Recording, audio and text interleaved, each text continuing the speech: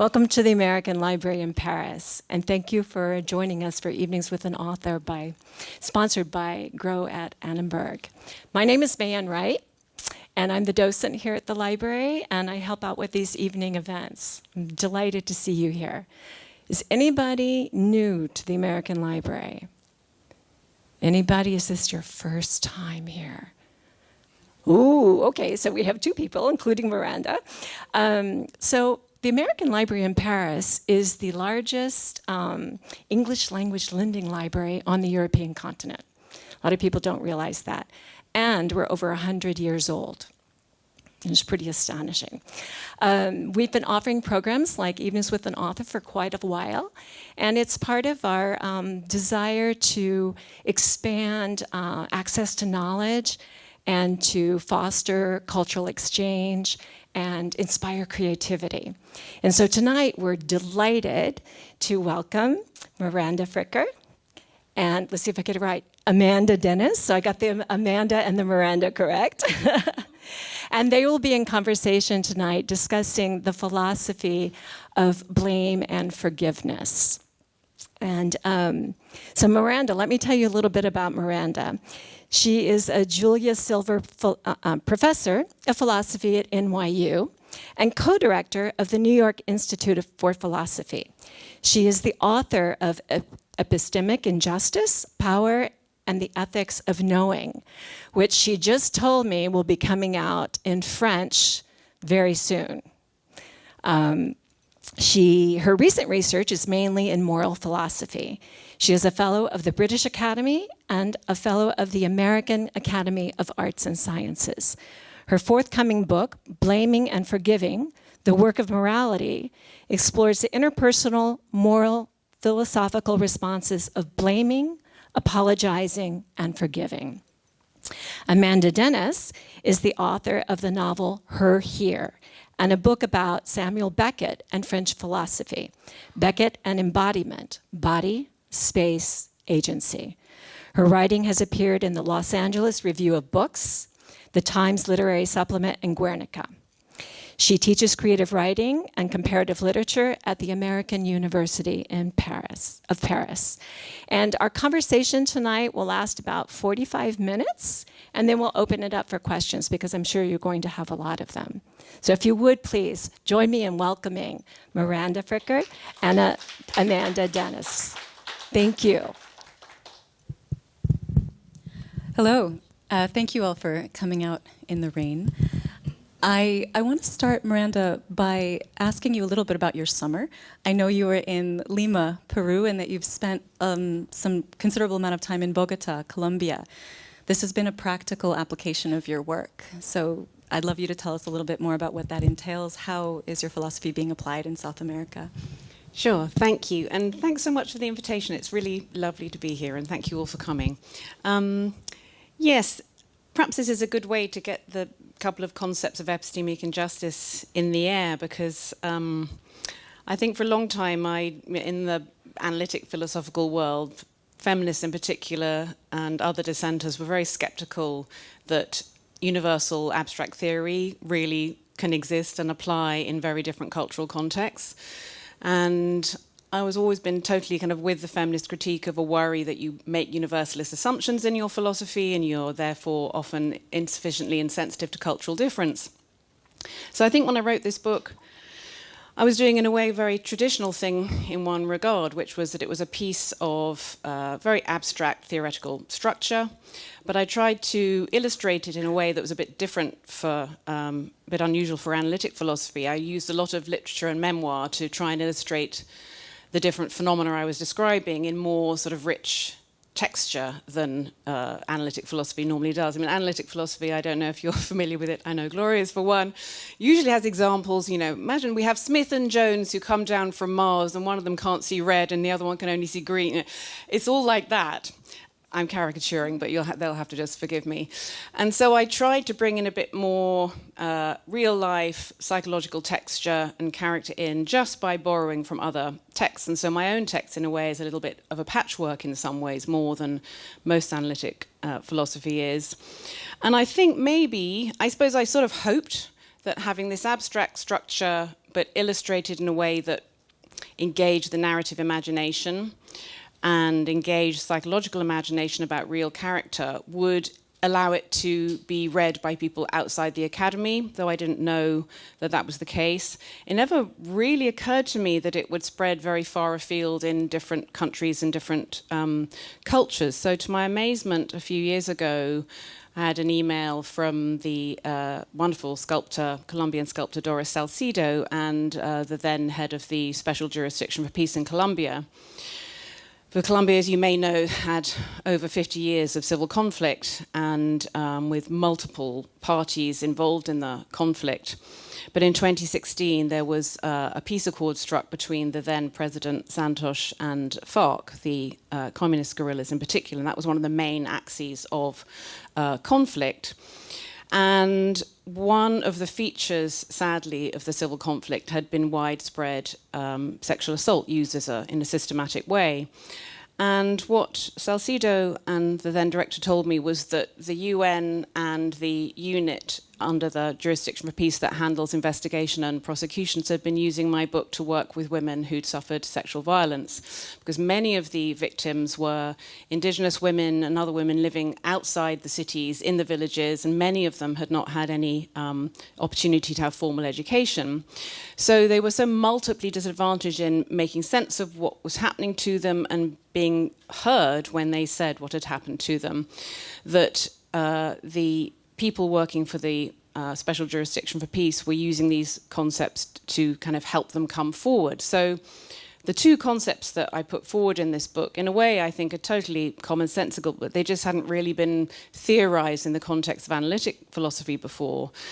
And they were just the idea that there's a very distinctive kind of injustice that we can do to one another, where somebody gets wrongfully undermined, specifically in their capacity as a subject of knowledge, as a giver of knowledge when they say things and tell other people things, or as an interpreter of their own social experience, which they might just try to make sense of themselves and or communicate it over social space. And so I theorize these two regions of injustice in terms of a wrongful deficit of credibility, which I call testimonial injustice, which happens when prejudice lowers the credibility you receive, as in a case of saying you've been sexually assaulted and people just don't believe you because you're a woman and you're poor and they aren't really too bothered with what you're talking about, but they just dismiss your testimony.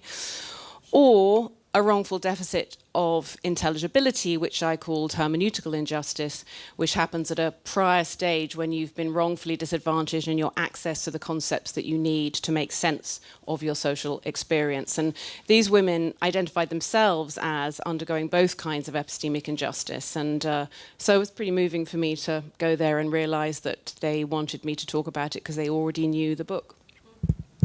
That must have been an incredible experience for you to see your philosophy applied in such a meaningful way.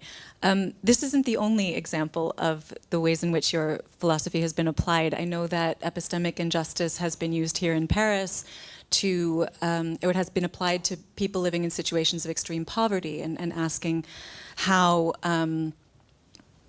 difficult it is, right, to tell their stories or to have access to the concepts that would enable them, the shared concepts, that would enable them to tell their stories in such a way so that it would be intelligible to social workers and so forth. So it seems to me that so much of the value of your work is that it's grounded in these social situations where there are differences of power. And so I'm wondering a little bit about your experience kind of in the field with your work and whether that, or how that's had an influence, because it must have had an influence on your subsequent thinking. I don't know if something in Bogota or the work with Doris Salcido has made its way into your work on blame and forgiveness. I suppose what I'm asking is, did anything in the field, or what of the field made its way back to the desk? Oh, certainly. I mean, I've hesitated to try and publish anything about that experience, that I've talked about it quite often. And you mentioned this trip to Lima where I went recently and they wanted me to talk about these things. And so in Peru has its own more recent traumas of all sorts of distinctive kinds. And I didn't feel as a visitor that I could just like wade in and start applying philosophical ideas to recent history in Peru. And so I had to do 2 lectures there, and what I gathered after the first lecture and our discussions was that they were keen to hear about the situation in Colombia, and I thought that talking about the Colombian experience would be in partly a way in for people there to be thinking about how these concepts applied to their own history. And so I do a lot of talks about epistemic injustice. I feel like I don't write very much on epistemic injustice anymore. I've been writing on other things, but I find I'm often asked to talk about it, which I really like, so I keep developing these ideas and letting them just kind of brew in the background. But certainly all sorts of applications. So people are using it in healthcare, which I've done various talks on, in psychiatry in particular. So I feel like it's been a way for me to learn a lot more about these different areas, thanks to other people actually making the connections, and I can just reproduce it in a talk, you know. Yeah. So I do want to ask you more about your more recent work on blame and forgiveness, and you might have to bear with me for a moment because I've been thinking a lot about utopian societies. So in a utopian society, there might not be much conflict, interpersonal conflict, because everything is perfect. So either someone doesn't commit a blameworthy offense, or if he did, he would be ostracized or kicked out. But in your account of blame, I sort of read you as encouraging a certain amount of interpersonal friction, if not conflict, so as to better align our moral values. And you write, without communicative blame, we could not keep learning and relearning what matters to each other. Blame carries so much, blame, at least for me, carries a lot of negative associations. So I'm curious about what motivated you to vindicate blame, to kind of theorize it as something that is really important for, as you put it, constructing and discovering our shared moral world.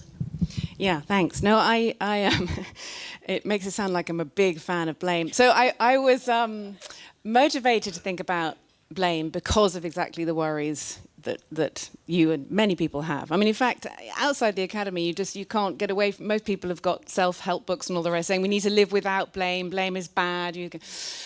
And so that's what got me thinking, and I asked myself whether firstly, what blame is and whether there's a good role for it. And of course, blame can be many things. I'm very, as you observed already, fairly practical philosopher in that I don't think I'd do philosophy if I didn't think we could describe and hopefully cast a little bit of light on what our practices are actually like and what our real experiences are actually like through doing philosophy. And so I was thinking, well, you know, if I'm talking about blame, I'm going to be talking about all the different ways in which people blame. I don't think there is one practice of blame, and I very much doubt there's one concept of blame. You ask some people, they say, well, blame, it doesn't count as blame unless you're angry. Blaming is always angry, isn't it? Someone else says, not necessarily. I think this is what I think. Blaming is just finding fault. You know, I read about some distant dictator in the, I was going to say newspaper, giving away my age, on my news app, and I blame her for her corruption, even though I'm not angry or emotionally involved. I have no skin in the game.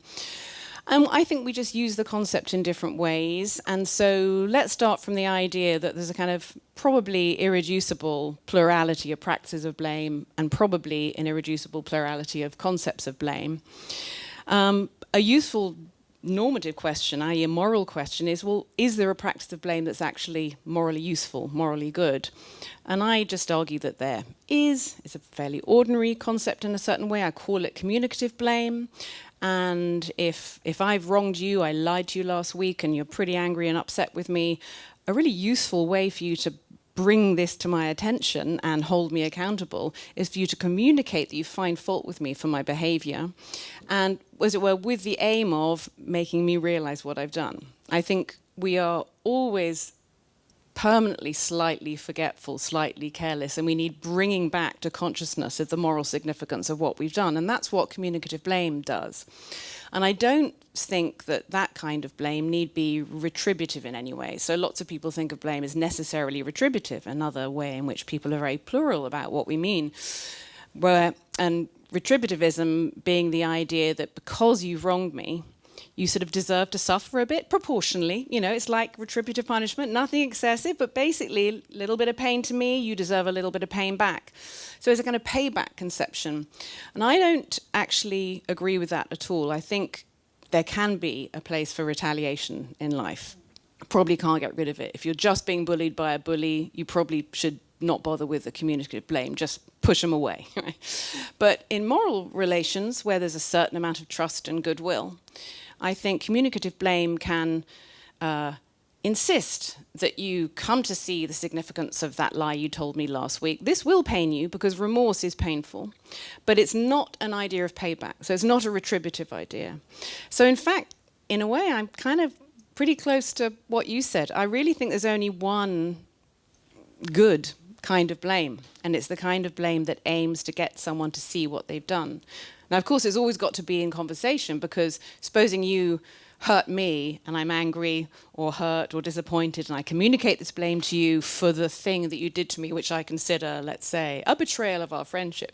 You might say, well, hang on a minute. Okay, I shouldn't have done that thing, but it is not a betrayal of our friendship. You're getting this way out of proportion, Miranda. So we're trying to come to a shared understanding of what you did to me, what's gone on between us. That's the morally constructive bit. And I think it's literally a piece of social construction. I think that kind of conversational blaming literally generates a shared moral world.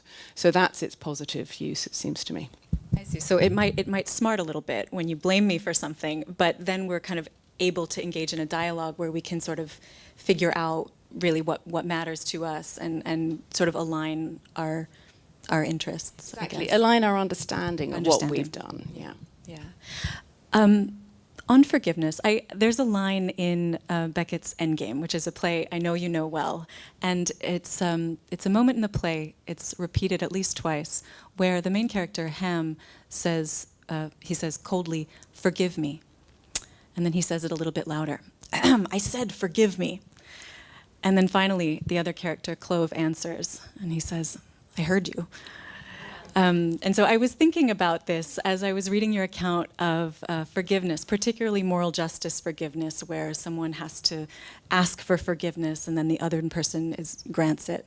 But also in relation to a line that you cite in one of your articles, and the line is this: "All forgiveness is attended by hope." And I'm interested in this moment where the contract of forgiveness is broken in the world of Beckett's play, because it's a world where there is no more change. There's no dynamism in social relations. Everything is kind of repetition without any hope of difference. So I guess I'm wondering how forgiveness works to encourage that kind of dynamism or change in social relations, or that thing which we definitely don't find in Endgame, progress. Yeah, thank you. I think all our forms of holding each other accountable, both blaming and the response of apology if it is forthcoming, and then forgiving, are all very best considered in time. They're practiced in time. There's a sense in which if I blame you for something bad you've done, I'm already holding you to, as it were, a better version of yourself, the version of yourself that says, oh yeah, sorry, I shouldn't have done that. And if I forgive you, it depends what kind of forgiveness it is. If it's the kind that you were describing where you need to apologize to me and then I'll consider you to have earned the forgiveness. I'm sounding very moralistic now, but anyway. Then there's a sense in which you've already come up with the goods, because in your apology, you've, as it was, shown me that you get what you did and you're really sorry. You shouldn't have lied to me. That was really, no, I shouldn't have done that. But there's another kind of forgiveness which I think, as it were, launches very hopefully into the future you, if you're going to stay them. You're going to stay the wrongdoer in this little dialogue so I don't get confused. And that is, supposing you've wronged me and you're not sorry. But I really care about our friendship or our working relationship or whatever it might be. And I just think, okay, I'm going to just forgive unconditionally. Many people, for religious reasons, think they should always forgive unconditionally. What's going on there? Some people think that's just letting someone off the hook, like they haven't even said they're sorry yet, so why are you in the business of forgiveness? Well, I think, okay, sometimes we are just letting something go.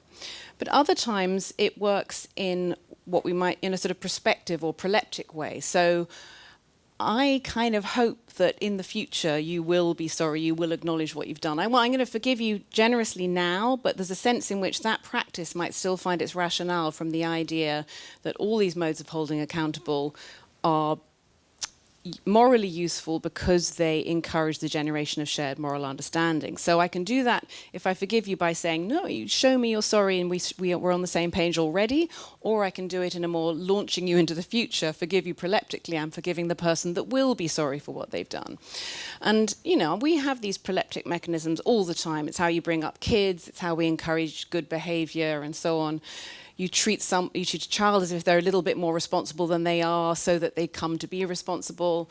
You've got two colleagues who are at war. You encourage them to just treat each other as if there's more goodwill between them. And then, perhaps there will be more goodwill between them. So I think a lot of the ways we interact socially, but especially the ways we hold each other accountable through both blaming and forgiving, have to be understood as, it were, hopeful in the sense that we stretch ourselves through time. And that's why if you're in an endgame type situation where nothing's changing, it's as if time stood still, none of these practices make sense. Yeah. No, I like that idea that sort of this idea of proleptic forgiveness can actually pull the person up to the standards to which you hold them. I want to ask you about another kind of gifted forgiveness. So this idea that you don't necessarily have to, someone doesn't have to ask for forgiveness, you can give it spontaneously. And there's a variety of this where you don't even have to have the perpetrator coming to say, I'm sorry for what I've done. This can happen, so instead of, I'm sorry for summarizing my understanding of your work, but you'll correct me. So instead of having a perpetrator that you hold accountable in this case, you get the benefit from a shared moral community instead of the perpetrator. So you can do this. A big advantage is that you can do this in cases where the perpetrator is unrepentant or dead, or and so one of the advantages of this kind of forgiveness seems to be that it can operate in really extreme cases where forgiveness doesn't seem to be possible. And an example that you cite are the proceedings from the Truth and Reconciliation Commission in South Africa. So horrific crimes, horrific brutality, really, really extreme cases. And so I guess my question is, how is gifted forgiveness that is socially displaced, how does it make forgiveness possible in these extreme cases where forgiveness doesn't seem like it should be possible? Yeah, thanks very much. So just to explain this, part of the thesis of this book is that, forgiveness is stretched across time in the way I just described, that there's a kind of addressing of the person you hope they will come to be, the remorseful person, but it can also be socially displaced in the way Amanda just described. So someone's wronged you, and they don't care or they're not around, but your family or your community or your friends, they get it. They know exactly what was done to you, and they can give you the kind of, as it were, moral acknowledgement that you otherwise would have hoped for from the perpetrator.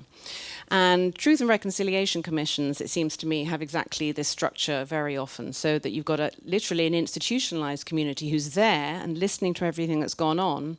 They hear you and they hear your testimony about what was done to you, and whether the perpetrators are there or whether it was a whole collective or whether they just don't care, that community can supply the kind of acknowledgement, obviously not remorse, because remorse is a moral emotion only the perpetrator can have, but some, as it were, solid bystander equivalent of that remorse that I'm calling moral acknowledgement as a kind of surrogate for the perpetrator's remorse. So you can feel that you're acknowledged in what happened to you because these people are acknowledging it and saying, yes, this shouldn't happen to you. What they did was really wrong. So that's the possibility of a kind of socially dispersed or socially distributed function. And basically, the ingredients to this cake in my treatment is that you've got the wrong and you've got remorse, which is understood as a kind of morally cognitive emotion. So it's a pained grasping of the moral significance of what one's done. And then you've got the letting go of the blaming feelings that you are feeling. And so, but these three ingredients can be switched around in time and over social space. So in this second model, we see the remorse or its equivalent coming not from the perpetrator, but from a community. And in the proleptic version, you see the remorse coming not now from the perpetrator, but hoped for in the future. So it's a kind of social and temporal stretching of the basic model. Yeah. I guess this is just a bit of a follow-up question, but with the work on blame and forgiveness, I guess is it right to say that you're interested in finding at least the kinds of blame that are morally productive and the kinds of forgiveness that might work for social construction, social change, and maybe finding those paradigm cases might allow us to weed out, for instance, the pathologies of blame, Absolutely. So the project, in one way, is a piece of philosophical modelling and trying to cope and sort of unify these different sorts of cases of socially dispersed or temporally extended forgiveness and blaming. But really, it just is a kind of starts with that first order question, anxiety. So are these practices any good? Do we want to keep blaming each other? Do they do any good? And forgiveness, what is that? Is that like, do we have to forgive each other, or should we just go for something lesser, like just reconcile, just forget about it? Now, I'm a real pluralist when it comes to responding to wrongdoing. I think forgiveness is a beautiful thing, but I do not think it's necessary. It's certainly not necessary in truth and reconciliation processes. So it was remarkable in Colombia how I think it seems to be a sort of default idiom for how you reconcile. So people who had been perpetrated and to come forward often did ask for forgiveness, and victims often wanted to give forgiveness. But, actually many of the organisers and the justices were slightly bemused at this. As though we never said this was about forgiveness, but many of the people wanted it to be. But I think, in my life, I feel like forgetting about things is a really, really useful response to wrongdoing quite a lot of the time, because forgiving each other is immensely emotionally costly. If someone's really wronged you and you want to get past it, do you need to try to forgive them? I don't really think so. Maybe it's up to you. It's a personal choice, but maybe you just want to somehow immunize yourself. Maybe you don't want a future relationship with them. Maybe you think it's just not really worth all that emotional attention to the person who's wronged you. All that moral energy might be better spent elsewhere. And so I think our moral energy and our time and our attention is valuable, and that means we kind of use it wisely. Sometimes we should just forget about things that don't matter that much, or even forget about something serious because you never want to see them again anyway. And a piece of therapy or something else might be a better way to get past it.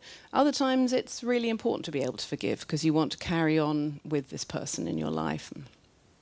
Yeah, the social relation has to be worth it in order to expend the energy. I want to switch gears a little bit because you have written a play. And you described to me in an email that you felt a certain kind of pleasure when you were writing this play, that it was really a wonderful experience for you and it felt very freeing.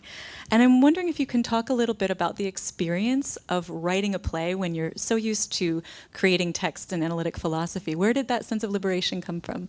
Yes, thank you. Thanks for reading it, by the way. Maybe that no one else in the whole world will ever read this play but Amanda and about 3 other friends. But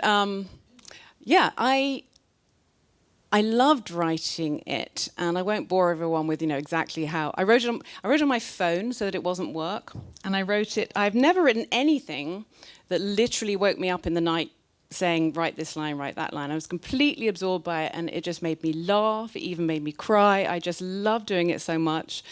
And so even if no one else reads it ever, it's already been a gift. But I think lots of the reason why I found it so liberating to write something like that was because in analytic philosophy, even though you don't have to sort of always be super decisive, but there is a certain obligation to find closure with everything. You argue, and even if you're experimenting with argument and you're just kind of leaving ideas in the air, that's meant to be temporary. The idea is that everything in the end could be closed and resolved. And I don't believe that's true, or if it's true, that's the most interesting thing about many of the issues we cope with in our lives, like mortality, for instance, which is what this play is about.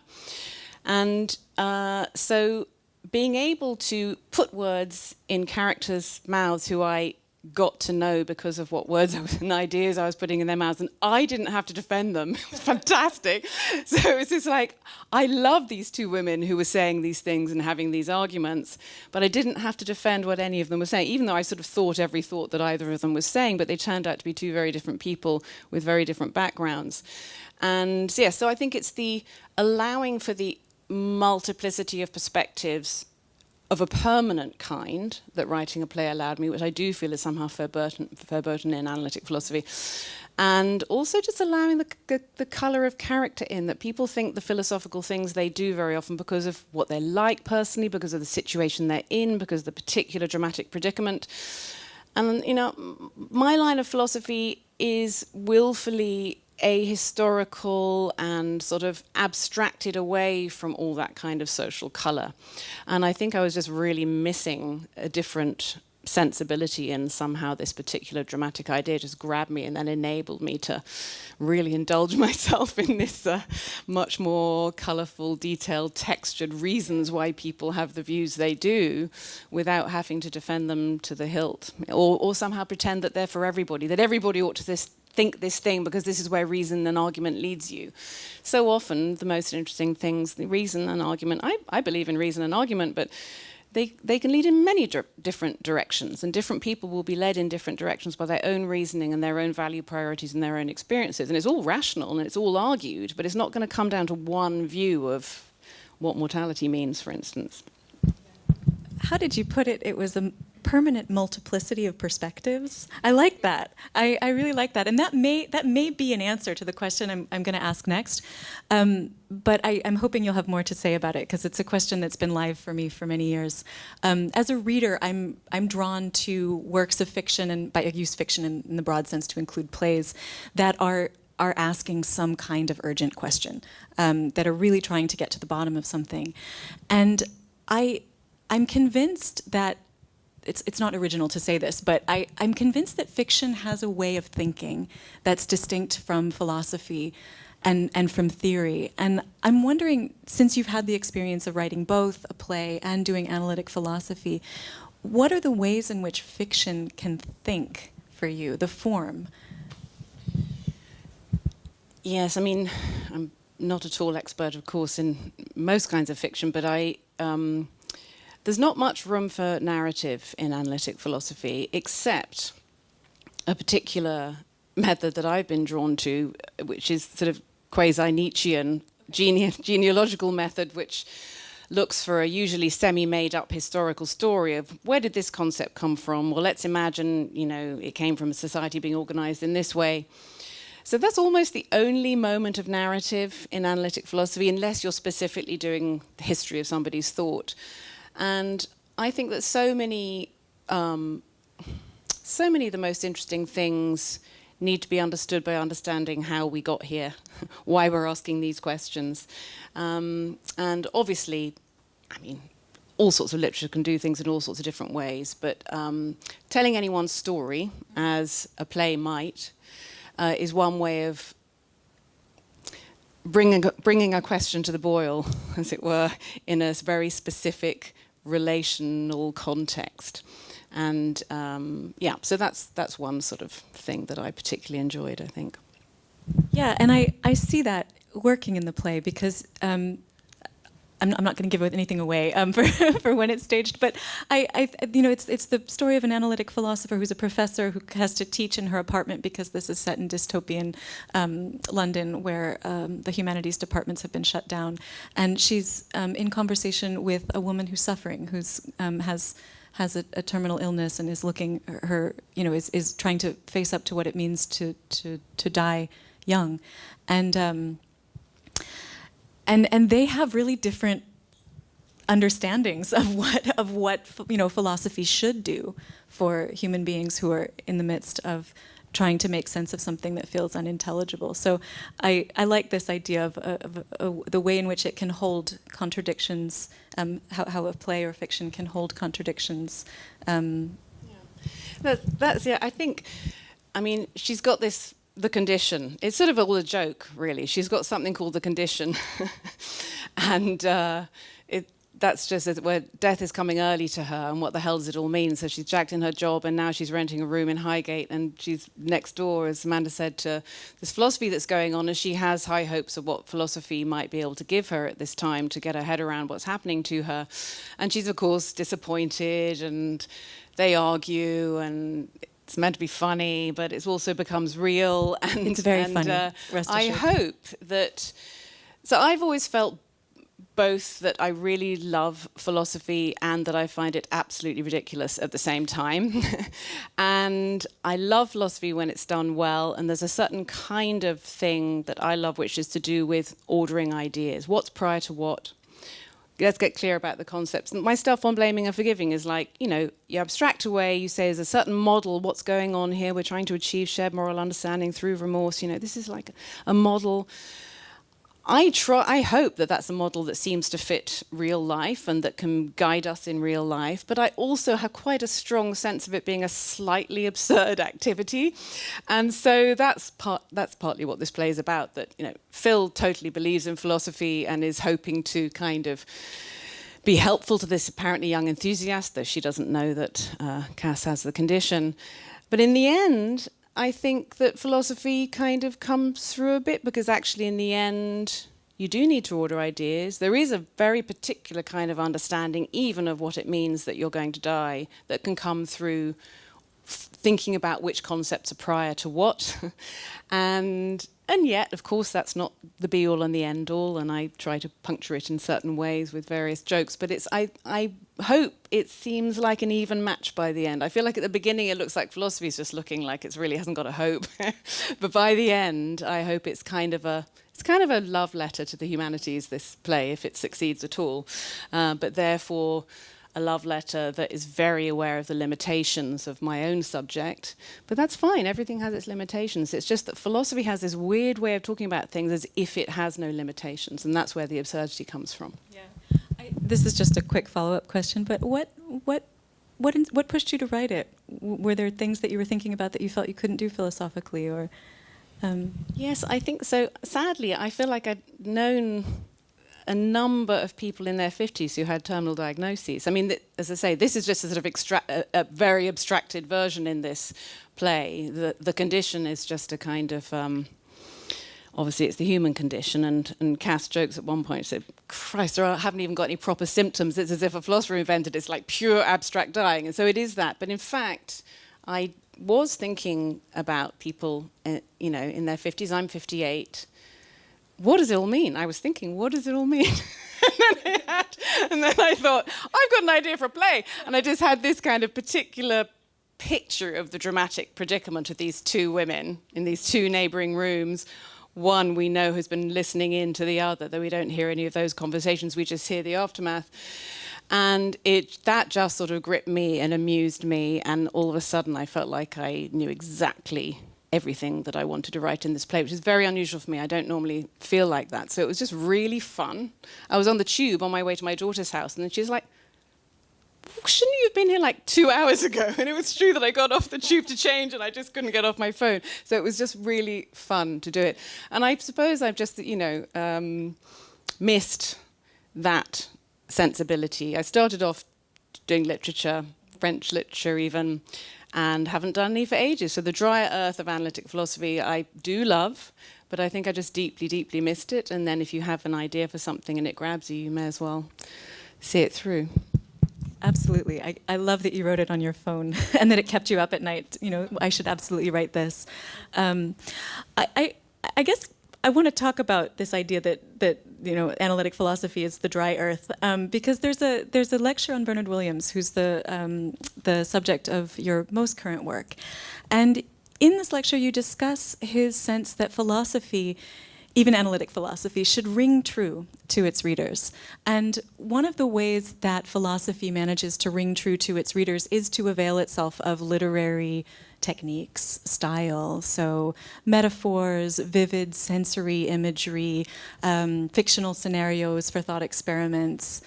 And I'm thinking about your own philosophical writing and how it feels to me enlivened by a lot of these very sensory, very lived-in examples. So, for example, you have a recipe for deconstructed Black Forest cake as a way to describe a sort of derivative kinds of forgiveness. And you draw epigraphs from literature. So you have epigraphs drawn from Ibsen, from Rachel Cusk. It seems like you're a philosopher who's very invested in the literary. And so I guess, what does literature do for your philosophy? What do these literary techniques do for you? Thank you. Yes.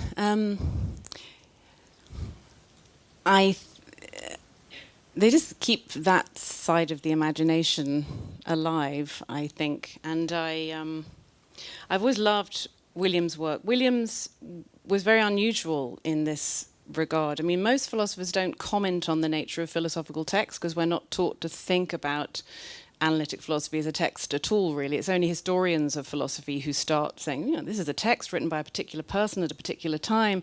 When I was trained in analytic philosophy, it was like, I was mentioning earlier, we weren't encouraged to talk about the form of the text at all. You just talk about the arguments as if they're kind of timeless, you know, never mind about when Descartes lived, just think, how do I know this is my hand? We can all do that. And there's something very empowering about that ahistoricism and just, you know, plucking an idea out of nowhere as if you can just think of a Platonic idea and it could have been yours. But in another way, it's totally delusory. I mean, you know, so I enjoy in Williams that he both constantly re-emphasized the necessity to think historically in philosophy, an idea he partly not got from Nietzsche, but, you know, found also in Nietzsche, and that he paid great attention to the nature of our texts and insisted these are real texts written by real people in real time. And I'd come back into philosophy because of an interest in feminism. And I'd done an undergraduate degree in philosophy and French, then I worked for a year, and then I did a women's studies MA, and I thought, ooh, these are interesting philosophical ideas. I'd never come across these before. We hadn't been taught any feminist stuff in my degree. That's okay, it wasn't being sort of suppressed, it was just all very new. And then I had an idea for a certain PhD project, and that's why I went back into philosophy. But it was feminists who kept saying, you know, it matters that almost all the philosophy we've ever read has been written by men. Indeed, well-to-do, white, highly educated men. It is going to have made a difference. And the world of analytic philosophy was saying, no. It's just the ideas. You know, we don't talk about gender or age or anything here. And so this fantasy built into the way analytic philosophy used to be done, at least, that we don't really engage in text. It's just arguments in the air. Anyone could ask them any time. There is something liberating about that, but it's also totally silenced feminist voices at the time who are trying to say, I don't think we'd have written exactly this philosophy. Isn't that an interesting question? And we feel in some way there's a phenomenology of reading all this kind of dead white male philosophy of alienation for us. But that thought just was really hard to articulate at the time, because the whole point about philosophy was that it didn't matter when or where or who did it. They're just ideas, just as accessible to you here now as to Plato. And that's kind of fun in a certain way, but it's also a delusion, as I said. Yeah. So it had this silencing effect, which was very noticeable. I'm getting the nod, which means that I'd like to open up the conversation to the audience, to your questions. Don't be shy. Okay, Charlotte. Thank you. Sort of half-baked, since I'm the first questioner.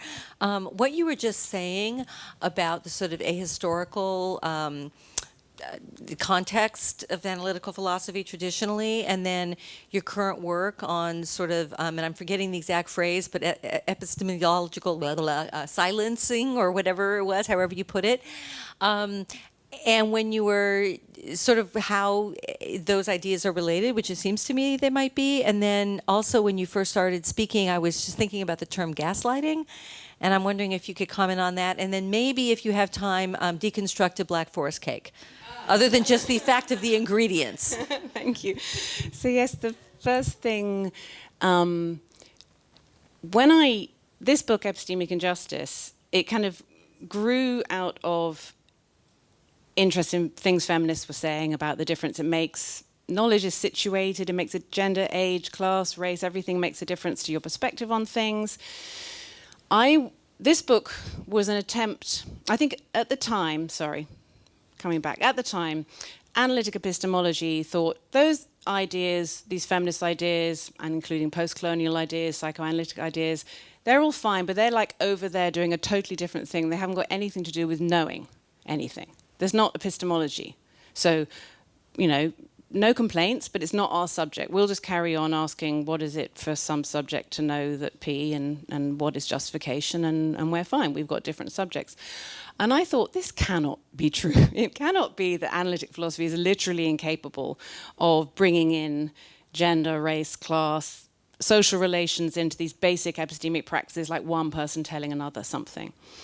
At the same time, a lot of the sort of postmodern and feminist postmodern and psychoanalytic stuff I was reading did seem like hyper-relativist. It's like you somehow lost the world and you're saying everything is power. I don't actually think Foucault ever said that, but there was a kind of way in which it seemed to have a runaway relativist or reductivist tack. So I was trying to do something in between, and in a way this whole project was an attempt to ambush analytic epistemology by starting with some fairly basic, apparently acceptable ingredients, from which it would follow that it really is a part of the very concept of knowledge that we need to overcome prejudice in how we receive the word of others.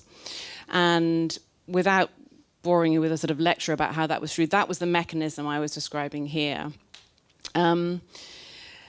So all that way in which the social world and social relations were somehow rendered invisible by the excessive ahistoricism and abstraction of analytic philosophy made issues of epistemic injustice seem like they weren't philosophical. And when I was a grad student and even a postdoc, I literally didn't know what to say if someone said, "What are you working on?" I'd say, well, it's sort of feminist, sort of ethics, sort of epistemology. Now it's called social epistemology as a whole. Epistemology's grown up and has huge literatures on the epistemology of telling each other things and so on. So hopefully that answers your first question. I've now forgotten what the other ones were, but there was the Black Forest Gatto. And the Black Forest case. What was the second one? Gaslighting. The gaslighting. Oh, yes, sorry, gaslighting. So, yeah, people didn't used to talk about gaslighting then. Though, of course, there was the movie where, you know, strictly speaking, as I understand gaslighting, it's still fairly much as the movie had it, which is that if you gaslight someone, you try to make them think they're losing their mind, and so you try to make them doubt their own words, specifically by pathologizing them. People use gaslighting a bit more broadly than that these days, so sometimes people use gaslighting so that you don't actually do it on purpose, and then it gets much closer to what I was talking about, testimonial injustice, which you can't do on purpose because it's genuinely a prejudicial judgment. So if you're prejudiced against people like me and I tell you that P, and you think, she's not very competent about this sort of things, or she's the kind of person who's probably going to lie to me, that's your real judgment about me. But because insofar as it's driven by prejudice, then you're doing me a testimonial injustice. So there's a sense in which you can't do someone a testimonial injustice on purpose, but obviously you can gaslight them on purpose. It's actively manipulative. Black Forest Gatto is just this business about, it was just a metaphor I used for how I was deconstructing the ingredients of forgiveness. So you've got the wrong, you've got the remorse, and they can be stretched over time and as they were delivered in deconstructed form rather than altogether in the moment. Another question?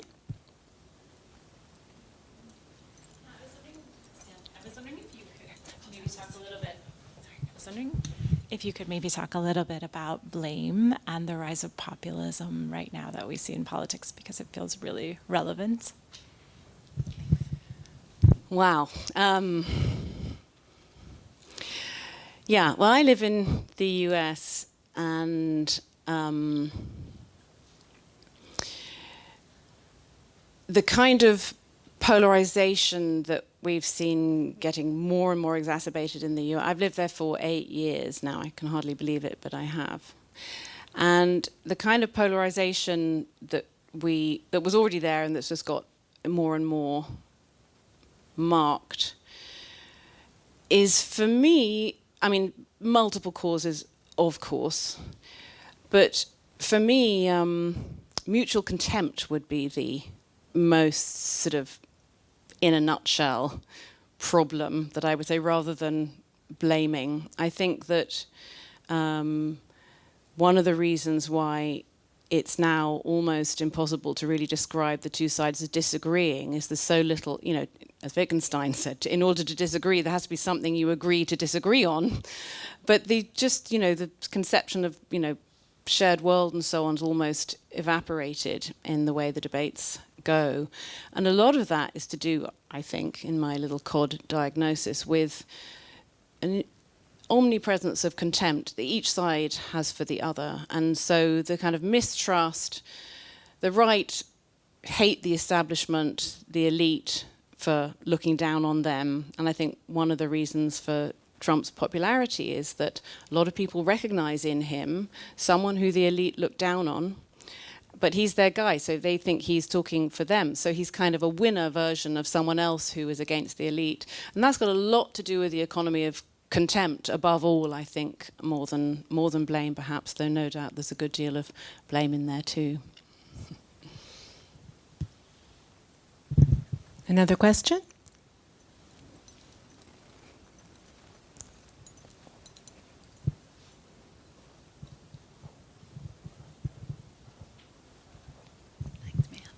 Hi, I was just wondering about your concept of blame and forgiveness and how you think this plays out in terms of slavery and reparations. Is there a what I was thinking was that there almost seems to be a because of the time gap between the acts of slavery, enslavement, and the debate that has been happening over the last few years. Is reparations a form of trying to create the mechanism for forgiveness? I just was interested in your views on this. Thank you. I mean, reparations in general is a completely integral part of how we relate to one another morally as individuals, and it can surely have a proper role in how groups relate to one another too, and there's no reason to think that it couldn't play a part in historically extended reparations being given for something that was done by one group to another, or one kind of body, such as a nation, to a collective, even though the individual members of the collective at the time may no longer be alive. That's not quite so. In the US, some people are still alive who were indeed slaves, so or whose parents or grandparents were slaves. So it's a within living memory. So I think all I would say is that it's absolutely makes sense as a kind of strategy that a government might try to take. How to do it, how to work it out, I do not know. There are many suggestions being made, but I was present at a discussion where it was in North Carolina, a big session we had in the Center for Humanities there, where a